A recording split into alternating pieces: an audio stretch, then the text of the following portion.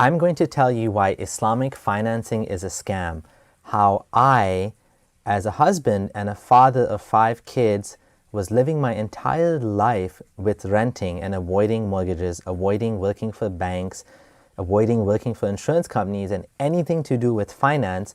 I'm going to tell you how many Muslims continue to suffer and struggle their entire lives because they don't want to be on Allah's bad side. Riba, which is often translated as usury, has one of its forms, which is interest. I'm going to show you how interest is forbidden in Islam and how this ends up being a detriment on many people's lives. And I'm going to show you how a conventional mortgage is far more beneficial for both the bank and the person buying the house. Let's get started.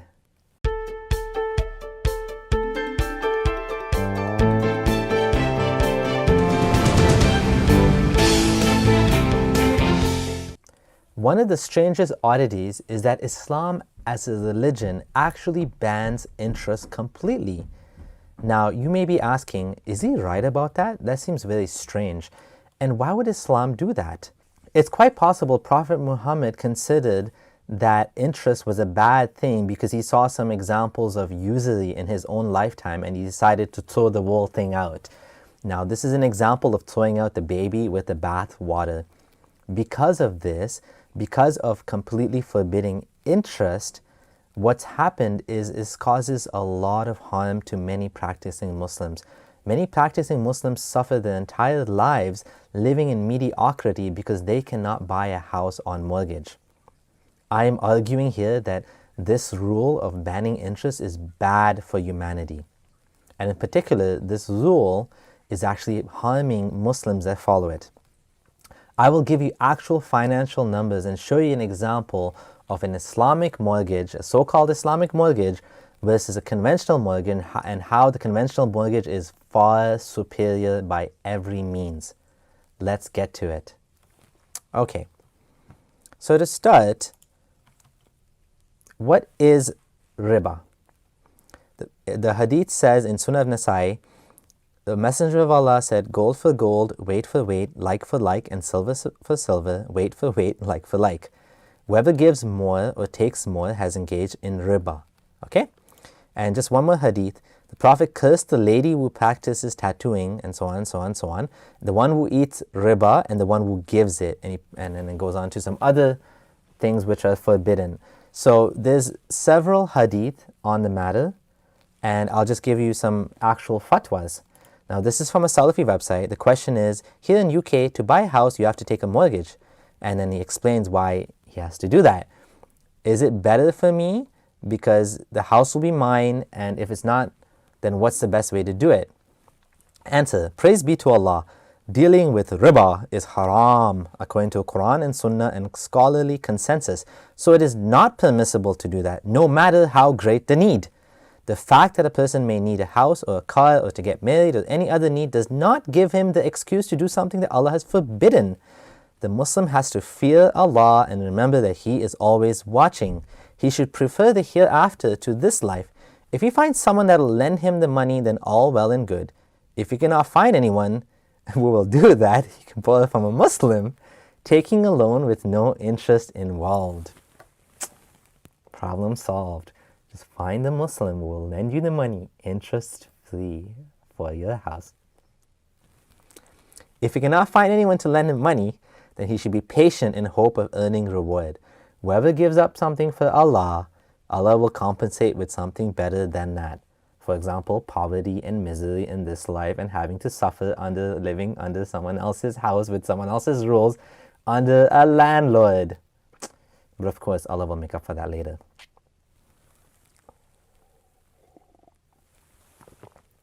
Now, just to show that this is not limited only to Salafis, I'm going to show you a Hanafi opinion. House mortgages in the West, answered according to Hanafi fiqh by darulifta.com. Can we take out a mortgage? It is both financially advantageous and avoids a lot of immigration headaches for close relatives. So basically, someone can come to your house, they can stay with you, whatever. There's no rules, right? It's more flexible. You can actually gift it. You You can do whatever you want. It's your house, right? And then someone's saying, and then they asked about interest-free mortgages based on ijara, and I'm going to get into the Islamic mortgages. And then, answer, in the name of Allah, the most compassionate, the most merciful, the most demanding, the most limiting, the most restricting, the most difficult. I added those aren't actually names of Allah. I made those up. So just saying. Interest transactions are forbidden in Islam, which includes taking a house on mortgage. The majority of all contemporary scholars from around the globe, including Sheikh al-Buti, Sheikh Wahba, okay, anyways, so on and so forth, Taqi Usmani, have declared mortgages to be unlawful, haram, even in the West, except in dire circumstances, right? Why wouldn't it be when Allah Almighty has declared war on those who involve themselves in this evil sin? Okay? The words of Sheikh al-Buti from Syria, the necessity which allows usurious loans is the same necessity which allows eating the meat of a dead animal, pig, and the like. In the case the one necessitated is exposed to perish from hunger, nakedness, or losing lodging, such is a necessity which makes prohibitions lawful. So every individual must look at himself whether he is in the same position as one who is in the fear of perishing due to hunger. If so, then one undoubtedly taking interest-bearing loan would be permissible. Otherwise, gaining worldly pleasures is too big a price to pay in return for the punishment in the hereafter. By looking at your case, I personally don't feel that you are in a situation where it would be permissible for you to purchase a house on mortgage. You may, for the short term, reside in a rented house with or without your husband. I don't know what that has to do with anything, with or without your husband. But nevertheless, let's continue. So, I hope I've made the case quite clearly that in Islam, I'm talking about Sunni Islam, but I'm sure it's similar in Shia Islam. Orthodox Sunni Islam does not allow Muslims to get mortgages. I've gone and shown you from 2 different websites that conventional mortgages are forbidden. And this is what I was taught as a Muslim, and this is what every practicing Muslim I know believes. Some of them do get mortgages. I'm not saying that nobody gets mortgages in Islam. I'm not saying every single Muslim never gets a mortgage. No. Muslims at different levels, a lot of them will do it and they'll say, well, it's not a big deal. Some of them will say, well, I didn't know how serious it was, and they'll actually, get out of the mortgage once they find out that it's actually how haram it is. I know one guy that was a real estate agent. This was his livelihood. He was making a lot of money, and only because he had to help people get mortgages as part of the selling of houses, he changed his whole life. He dropped out of real estate and he ended up running an Islamic school. I don't think that was a good decision he made. But nevertheless, people are taught that this is one of the worst sins, that this sin is worse than zina, adultery. This is a terrible, terrible sin, riba. And I've given examples from scholars that show that interest is a form of riba. Riba is not limited to interest, but as the hadith I showed you says, that you're not allowed to increase money for money of any amount, otherwise this would be riba. Okay? And it says in the Quran, and I'm gonna share a section from my blog post, that those who consume riba cannot stand except as one who stands being beaten by Satan into insanity. That is because they say trade is just like riba. But Allah has permitted trade and has forbidden riba. So whoever has received an admonition from his Lord and desists what have is past, and his affair rests with Allah. But whoever returns to riba, they are the companions of the fire. They will abide eternally therein. Quran 2:275. So I'm just showing that it's not just a hadith, it's in the Quran as well. I could go on and on explaining this. All you have to do is look up YouTube, go on YouTube or any website and look up riba, look up mortgage, interest. You will find it is completely haram and forbidden. Now, before I get into this anymore, I want to share a video about Islamic finance. Now, this is an example of a halal mortgage, so-called Islamic financing. And this is a scheme that is all over the world. This one is called Guidance Residential. It's in the US. Take a look. You're a potential homeowner, and you need to understand how home financing works and what types of risks are involved in the process. For that, we need to take a closer look. The current financial system works like a factory that sells money for more money. When you go to purchase a home, a traditional bank will happily lend you the cash you need, add interest, and they'll even pass along all the inherent risks of home ownership to you as a bonus. So Okay. Okay, let's continue. I'll let it go. in the event you fall victim to a natural disaster, eminent domain, or a foreclosure, the burden to repay the full loan amount falls directly on you, with no one to help shoulder the load. Beyond its obvious shortcomings, lending and borrowing at interest is also in direct opposition to what all monotheistic faiths preach.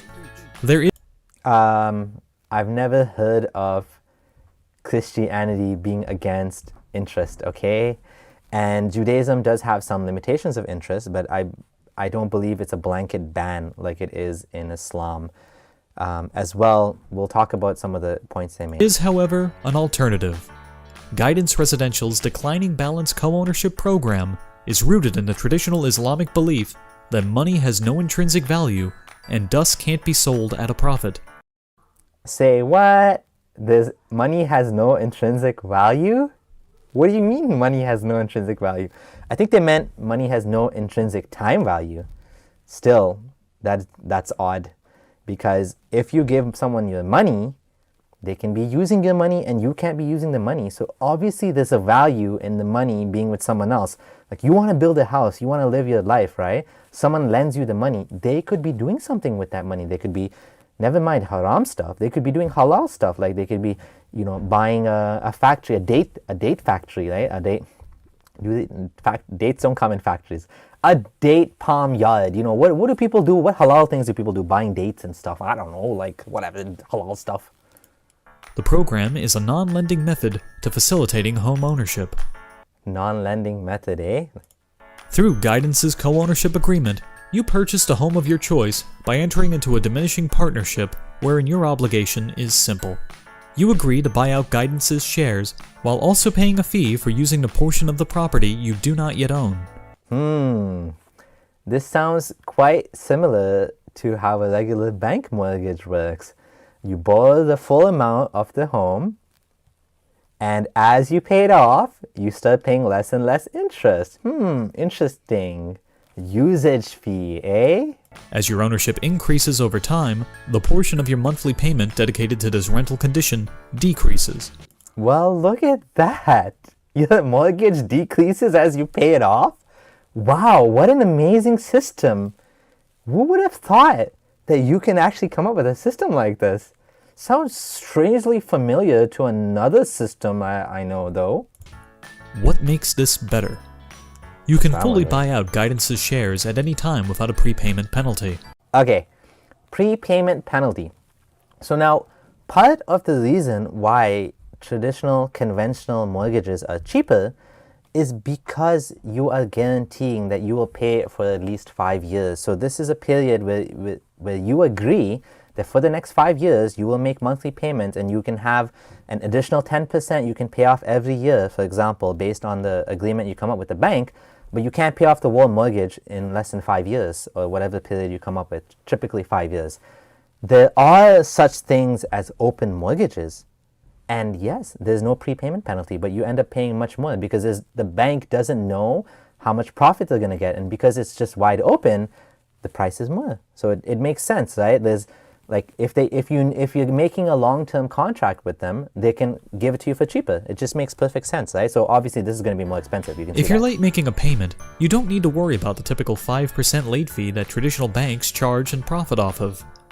So this, I think, is being a little bit dishonest now, because if you didn't pay your mortgage, are they going to pay for it? They're going to cover the loss? A reminder fee of $50 or less covers. So you can just miss your payment and pay $50? Sounds a little bit unbelievable to me. Covers our administrative cost and never compounds. In the event of default, Guidance will only reclaim its share from the sale of the property, whereas other institutions typically pursue you for any proceeds not covered by the sale of the home.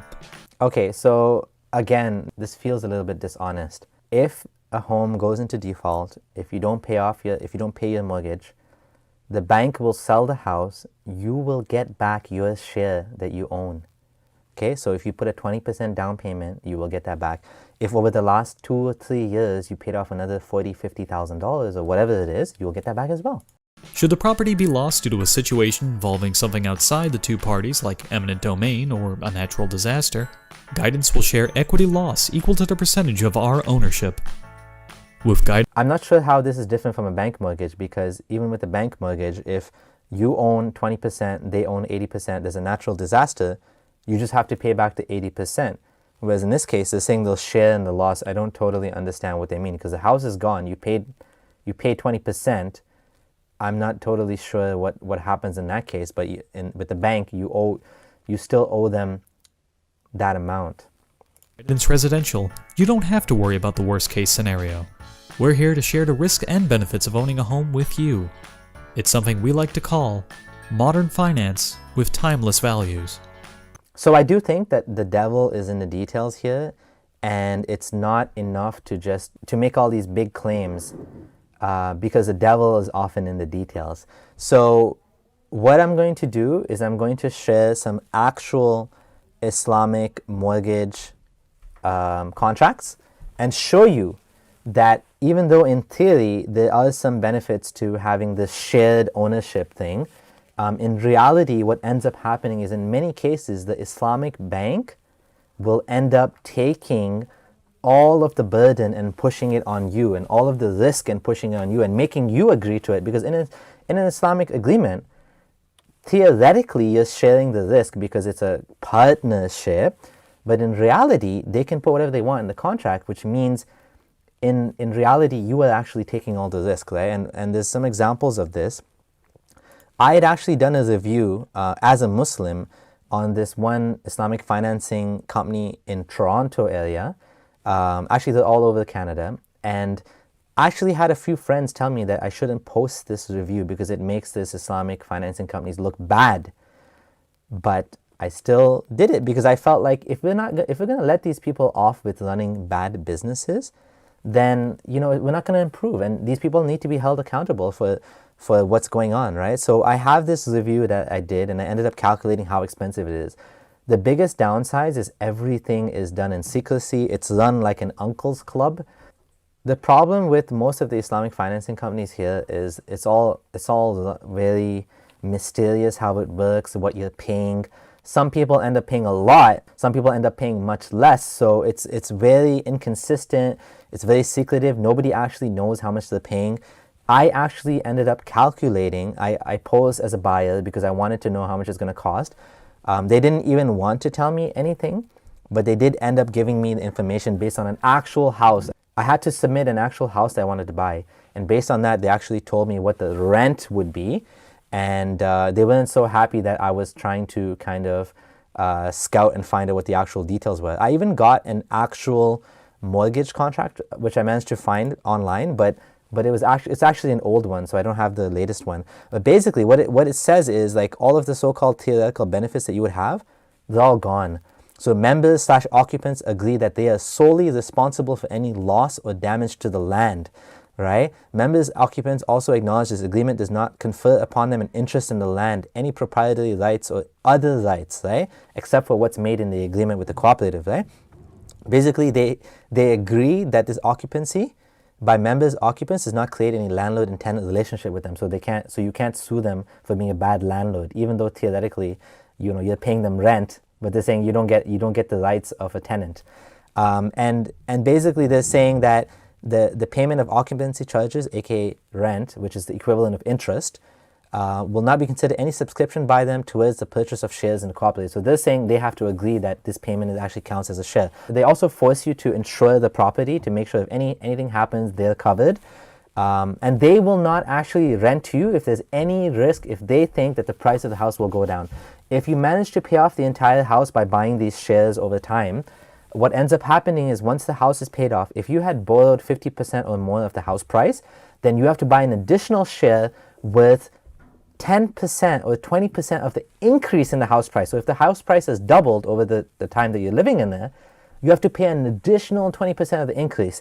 And in some cases, you have to pay double the HST or the tax, because the ownership changes from their hands to your hands, and then they pay tax, which you have to pay, and then they pay tax again to give it to you, which you have to pay again. So it ends up being double the tax. But again, some jurisdictions, they manage to work around that. But the fact is that this is actually a pretty terrible agreement for anyone. Now, I'm going to show you another example of another type of Islamic finance product called Ijara loan. So there's an Ijara loans company, and what they do is even more dubious. So what they do is they take an existing mortgage, or like a regular mortgage, right? And they can convert it into a halal mortgage, right? And what do they say here? A conversion essentially changes the nature of the transaction from a rent on money transaction, riba, to rent on property transaction, ijara. Now, how do they do that?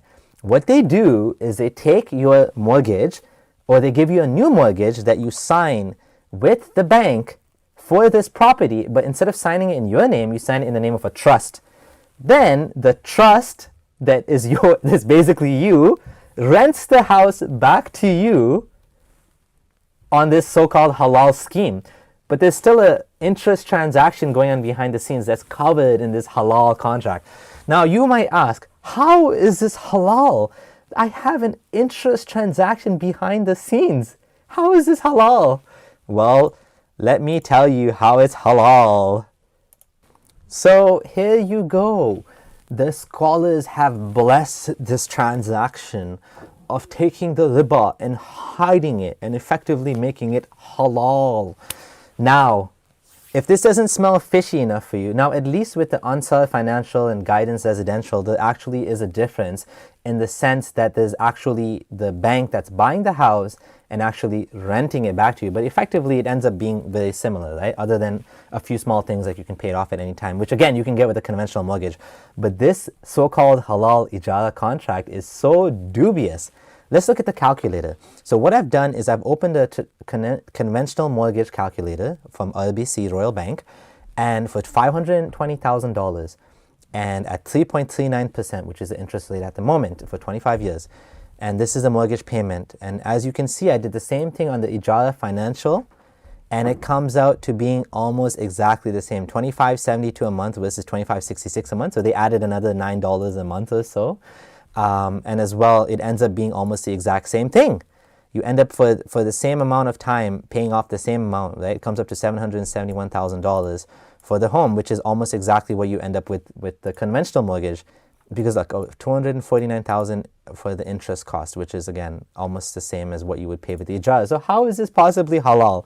How is this possibly advantageous? At least if you're gonna get a mortgage, just get a mortgage. Don't try to pretend to yourself as halal and fool yourself into thinking that you're doing something good by paying this company to basically make you feel less guilty for doing something that's perfectly normal and perfectly fine and doesn't hurt anybody, buying a house, right?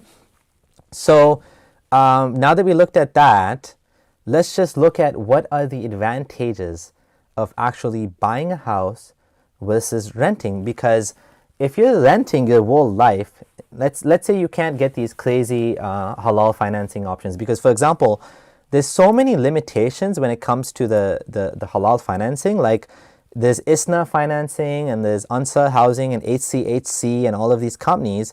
And then there was another company as well. Okay, I'll talk about the other company later. But looking at these companies, they like Ansar Housing when I looked into it, was only offering $225,000 or so of financing, which is very little. That means if your house is $500,000, you got to have, more than half of that cash, which almost nobody has, right? Conventional mortgages, you're looking at 5% down, 10% down, up to 20% down. But with these mortgages, it's almost impossible, because you have to be very, very rich, right, in order to be able to do that. So it's quite difficult, right? It's honestly very difficult to get this. If you go for the Ijara loans, you're basically getting a mortgage that's wrapped up, and with the regular bank that's just covered as pretending to be halal, right? But let's say you can't afford this, let's say you can't get this, and let's say you end up like me. I was renting for most of my life, okay, until I basically left Islam, and then maybe like a year later, I was able to buy a house for the first time with the bank, because I was no longer burdened. I no longer felt that this was, something bad. And the only reason I thought it was bad in the first place was because my religion was telling me that this is so bad. But what's so bad about it, right? And so let's look at the example of buying a house versus renting. Okay, so there are so many advantages to buying a house. You are the king of the castle. You get to decide the rules of your house. Nobody can tell you, you can do this, you can't do this. You can make modifications to the home. For example, in my case, I got solar panels on the roof, right? And I'm able to make a little bit of money from the solar panels and actually contribute to a greener, cleaner earth. As well, nobody is going to kick me out because they want to move in, or because the family member is going to come in. The mortgage amount actually continues to drop, whereas the rent amount continues to increase. When I was last renting, it was around $1,500 to $1,600 a month for a small townhouse, and now I have a 4-bedroom home that is actually quite sufficient for my family. Just to look at the payments, and this is something people don't understand. They don't realize that over time, the payments actually go down. So if you look at the amortization table on a mortgage calculator, you can actually see that what starts out as around $2,500 a month, which is $1,500 a month of interest. Now, already on this house, this is less than what I would pay in rent, the $1,500. Now, of course, there's other costs as well, for example, property tax and stuff. But like the actual total amount is actually not a lot more than what I'd be paying as rent. And then I'm paying the principal. That actually means that the mortgage is getting paid off. This money that I pay to the bank, I get to keep it. I get it back if I ever sell the house, right? In my case, from 2016 until 2019, for the house that I'm living in, I've paid off $70,000. If I sell the house, even if the house didn't increase in price, I am $70,000 richer. My family has money. Now, if I was renting, I would be forced to save that money every month, keep it aside, and hope that I actually have that money. And not just that, my house price has gone up, right? House prices tend to go up over time. If you look at this house price index, right, starting at, let's say this is in Toronto, in June 2005, if you look at the prices the index being 100, between 2005 and now, we're talking about a 2.5 times increase in the index, right? On average, you can see house prices did drop at one point, right? You can see there's a drop there. But if you look at the trend, if you look at the average, year after year after year, the prices tend to go up. There's another advantage to buying, which is called... So never mind the fact that I've paid off, in my case, $70,000 over so many years, which I would probably not have because I would have spent it. The house that I live in has gone up in value around $200,000, right? I mean, maybe even $300,000. So, like there is a possibility that the house prices can go down, like I said, but on average, they tend to go up.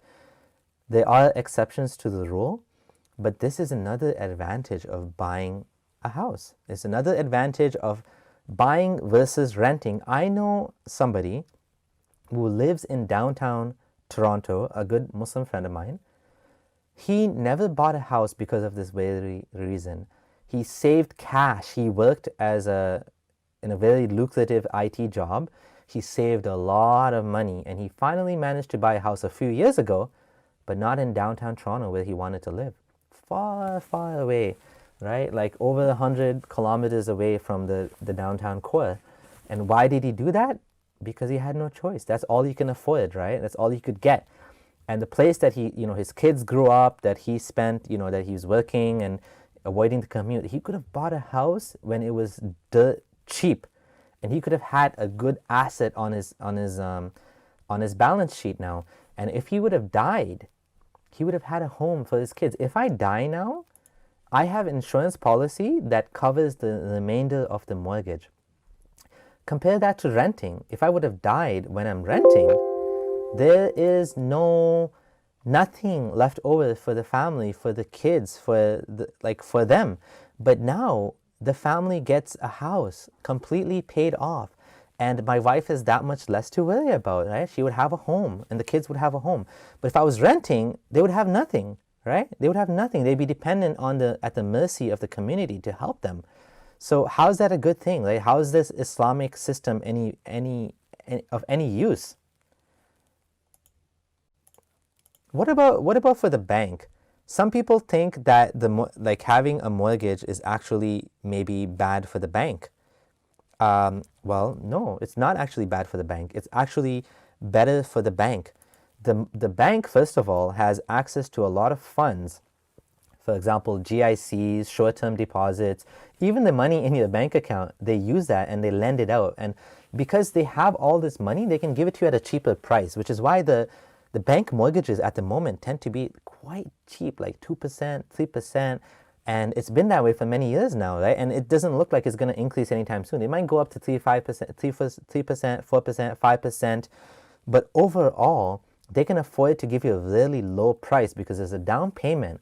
The risk is all handled. The risk is taken care of because there's a down payment. So if you don't pay the bank mortgage, they can sell the house and they can use the deposit that you gave them, the down payment, to make sure that they don't lose anything. So because of this, because there's so little risk in this arrangement, you get a dirt cheap mortgage. And who is benefiting here? The bank is happy. They're making a little bit of money, 1%, 2%, 3%. I'm happy because I can actually afford to live in a house that is actually good for me and my family. And everybody is happy. Like, this is such a good system, right? Now, what about the crash? What about the insane crash, right? What about, is there any downsides to riba, to mortgages, to anything, right? Like any of this stuff, right? And yes, actually there is some downsides as well, right? I do agree that excessive interest, for example, those cash money loans, 19 to 20%, 30 to 80% in some cases, they're exorbitant. They're basically gouging customers. This is bad. I think this is bad. I think that department store cards that charge 30%, I think, businesses that take advantage of vulnerable populations and they try to rip them off. Sometimes rent-to-own schemes are exactly what this is. Sometimes they're beneficial, but usually they're taking advantage of like poor populations that can't do any better. So this is some of the bad things in conventional finance. So as I was asking, if interest is so bad, who is being harmed with a bank mortgage? I think a bank mortgage is a perfect example of a situation where both the buyer and the seller, or the lender in this case, are benefiting, right? Everybody's better off with this cheap bank mortgage, right? Yes, there are use cases where I think it makes sense to put some limitations, for example, to protect the customer. For example, credit cards need to have, limits put on them and stuff like that. But the problem with Islam is it throws out the baby with the bathwater. It's throwing out all the good that comes out of this lending system. And what does it give you in return? It doesn't give you much of an alternative. And so what you end up finding is that, like, the situation is much worse off for Muslims, right? Who end up, following these rules, who end up not getting a mortgage, all because they want to please Allah, right? And in conclusion, in summary, I just want to go through this. You can have a much better house by buying. You have peace of mind. You don't have landlords kicking you out. You can make renovations. You can make customizations. You can, do what you like with your home. It saves you money as the amount you pay for each year drops year after year. First year, with the calculations I have on my blog, starts at $1,300 a month in interest. By 10 years, you're paying half. Talk about like something that's beneficial in the long run. Compare that to, for example, the rent. Rents keep going up. We're talking about, like, what I was paying before of $1,600 is now $2,000 a month, and we're talking about maybe for a townhouse or something, right? So there's peace of mind. There's so many advantages to actually just getting like a conventional mortgage. There's advantages to the bank. The house value increases over time. And overall, it's just so much better. These ijara mortgages are basically scams because it's just hiding the fact that it's just a conventional mortgage. These other Islamic mortgages are very difficult. You have to come up with high down payments in order to actually use them. They end up putting a lot of negative conditions which are harmful to you and end up making the whole thing just basically like, they take advantage of, again, a population that's desperate to avoid paying riba. And so they end up signing these deals, which are terrible, terrible deals, right? It's terrible for the customer. All the risk ends up eventually coming back on you. Any increase in price, they end up taking it, part of it as well. And they put all these limitations on you. They don't let you do what you want with the home. You can't even if you increase the value of the home because you renovated it, they end up taking some of that increase, which is so ridiculous, right? And so the only reason why anyone would agree to such a bad deal like this is because they're desperate, right? And so that's what they end up doing. These so-called products are often just no better for the customer. They're no more ethical, they're no more beneficial. Yet the so-called Islamic scholars are blessing these things and saying they're halal, even though they actually end up, making people's lives the worse off. I personally know a family that has an Islamic mortgage and they end up paying far more than they need to. The house is much smaller than it needs to be. There's so many restrictions they have on it. And all for nothing, all for pleasing Allah, all for pleasing this imaginary God that so supposedly made these rules back in the 7th century.